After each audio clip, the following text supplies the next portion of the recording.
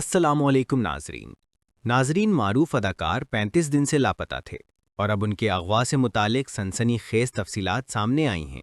اداکار نے بتایا کہ اغواکاروں نے پہلے ان کی گاڑی الگ کھڑی کروائی، پھر ان کا سامان اور خود انہیں زبردستی اپنی گاڑی میں منتقل کر لیا۔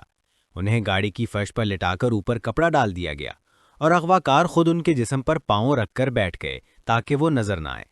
ناظرین، اداکار حسن احمد کے مطابق انہیں ایک خفیہ مقام پر لے جایا گیا جہاں انہیں زنجیروں سے باندھ دیا گیا۔ صرف کھانا اور واش روم کے لیے زنجیریں کھولی جاتیں اور فوراً دوبارہ باندھ دی جاتی تھیں۔ یہ اذیت ناک سلسلہ پورے 35 دن تک جاری رہا۔ انہوں نے بتایا کہ تاوان طے ہونے کے بعد جب سی پی سی ایل اس معاملے میں شامل ہوئی تو تاوان وصولی کی رات کارروائی کی گئی۔ کارروائی کے دوران اغواکاروں کے ہاتھ سے رقم گر گئی اور ان کا ایک ساتھی گرفتار ہو گیا، تاہم مرکزی اغواکار فرار ہونے میں کامیاب ہو گیا۔ اس وقت حسن احمد وہاں موجود نہیں تھے۔ اداکار کے مطابق اگلی صبح ایک شخص بغیر نقاب ان کے پاس آیا اور کہا کہ وہ اغوا میں شامل نہیں، صرف اس کی گاڑی استعمال ہوئی تھی اور وہ انہیں چھوڑنے آیا ہے۔ یوں 35 دن بعد حسن احمد نے آزادی اور روشنی کی پہلی جھلک دیکھی۔